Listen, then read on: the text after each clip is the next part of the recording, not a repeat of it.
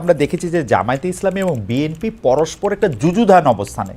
জনাব শফিকুর রহমানও, জনাব মিয়া গোলাম পারোয়ারও তারা তাদের রাজনৈতিক বক্তৃতায় বিএনপিকে আক্রমণ করে কথা বলেছেন, বিএনপির অতীত তুলে ধরে কথা বলেছেন, বিএনপির নেতৃত্বের জায়গা থেকে। আসলে জামায়াতে ইসলামী তো কখনো কাউকে সেরকমভাবে গালাগাল দিয়ে কথা বলে না, কিন্তু আসলে নেতিবাচক বা একটু দোষই তুলে ধরেছেন।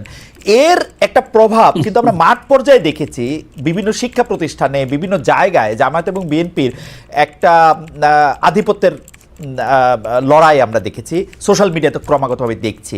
আপনি কি মনে করেন যে এই কুশল বিনিময়টা, যেটা ঢাকায়ও হতে পারত, ঢাকায় না হয়ে এটা যেটা লন্ডনে হলো, এইটার পরে কি এটা কমবে বা এটা একটা অন্য রূপ নিবে?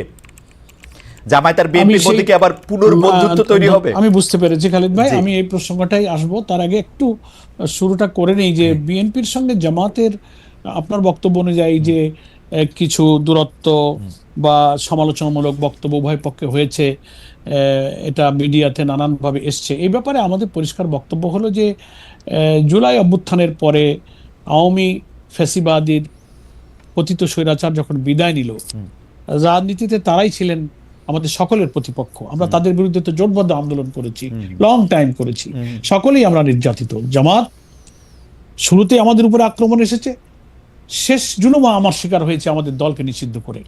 বিএনপিরও প্রচুর তাদের উপরে জুলুম করা হয়েছে, তারাও মজলুম। আমাদের বিএনপি নেত্রী বেগম খালেদা জিয়া সহ হাজার হাজার লক্ষ লক্ষ কর্মী তারাও জুলুম এর শিকার হয়েছেন, তারাও কারাগারে কারাবন্দী হয়ে নির্যাতনের শিকার হয়েছেন। আমরা যেমন আমাদের নেতৃবৃন্দ জুডিশিয়াল কিলিং এর শিকার হয়েছে, কারাগারে মৃত্যুর মুখে ঠেলে দেওয়া হয়েছে নির্যাতন করে, আয়না ঘরে, ক্রস ফায়ার, রিমান্ড। তো এরকম নির্যাতনের শিকার কিন্তু বিএনপিও হয়েছে, এটা সম্পর্ক আমাদের ছিল।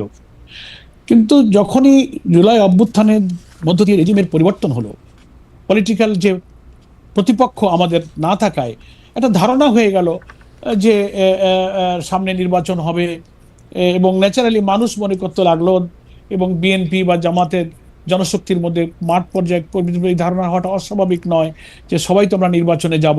তো নির্বাচনে বিএনপি ভাবতে পারে যে এখন ইলেকশন আমাদের জামাতের সঙ্গে হবে, জামাত ভাবতে পারে আমাদের নির্বাচন এখন বিএনপির সঙ্গে হবে। তো নির্বাচনে বা রাজনীতিতে প্রতিপক্ষ বা প্রতিদ্বন্দ্বী, প্রতিযোগিতা, এটা তো খুব natural, that is beauty of democracy.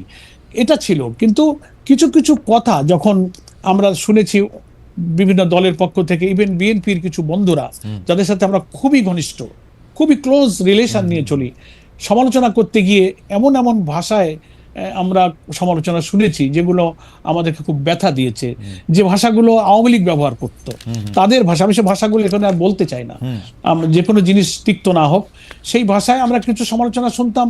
তখন আমাদেরও তখন দায়িত্ব হয়ে পড়তো অন্তত ওই কথাটুকুর জবাব দেওয়া, যে ওই সমালোচনাটা যে সত্য নয়, তা যদি আমরা অতটুকু জবাব একেবারেই গার্ডের ল্যাঙ্গুয়েজের নিয়ম মেনে না দিই, তো আমাদেরও তো সংগঠনের কর্মীদের একটা মানসিকতা আছে। সেই কারণে রাজনীতিতে ভিন্ন মত, বক্তব্য, বিতর্ক, এটা খুব, আমি মনে করি যে দর্শনীয় কিছু নয়। এটা গণতন্ত্রের একটা সৌন্দর্য। আমরা কিছু ভুল কথা হলে, ভুল সমালোচনা হলে আমরা তার জবাব দিয়েছি মাত্র। এটাকে অনেকে মনে করেছেন যে আপনাদের মধ্যে দ্বন্দ্ব, দূরত্ব, বিতর্ক, ঝগড়া হচ্ছে, এরকম কিছু না। তো আলহামদুলিল্লাহ অনেকটা কমে আসছে। আমরাও বিএনপির সিনিয়র নেতাদের সঙ্গে যখন একই সঙ্গে নানান সামাজিক, পলিটিক্যাল নানান ইস্যুতে, এই যে রমজান, ইফতার, নানান প্রোগ্রামে আমরা একত্রিত হয়েছি, অনেক সময় আমাদের মধ্যে এক্সচেঞ্জ অফ ভিউজ হয়েছে, ফোনে কথা হয়। তো সবাই আমরা ফিল করছি যে আমরা জুলাই অভ্যুত্থানে যারা আমরা মিত্র, তাদের মধ্যে কোনো বিতর্ক, বক্তব্য এমন পর্যায়ে না যাওয়া উচিত যে আওয়ামী ফ্যাসিবাদের কোনো স্পেস এখানে তারা পেয়ে যায়, তারা উৎসাহিত হয়, অনুপ্রাণিত হয়, তারা আনন্দিত হয়। এই দিকে আমাদের কারোরই যাওয়া উচিত নয়। আমি মনে করি উভয় দলের নেতৃবৃন্দের মধ্যে এই ফিলিংসটা এসেছে, এই সচেতনতা এসেছে। তো লন্ডনে বেগম খালেদা জিয়া এবং তারেক রহমানের সঙ্গে আমাদের নেতৃবৃন্দের এই সাক্ষাৎ, আশা করি উভয় নেতৃবৃন্দের মধ্যে এই পলিটিক্যাল যে কার্ডসি, এই সৌজন্যতা, এই শিষ্টাচারের মধ্য দিয়ে আমাদের রাজনীতির প্রতিযোগিতা থাকবে। আজকেও আমির জামাত বলেছেন যে প্রতিযোগিতা ভালো, মতের পার্থক্য ভালো, সেটা যেন বিরোধে রূপান্তরিত না হয়, বিরোধে রূপান্তরিত হয়। এ ব্যাপারে আমরা সবাই ইনশাআল্লাহ সচেতন হতে পারবো। এই সাক্ষাৎ হয়তো আমাদেরকে সেই পজিটিভ দিকে নিয়ে যেতে পারে। আমি আপনার বক্তব্য একদম পরিষ্কার।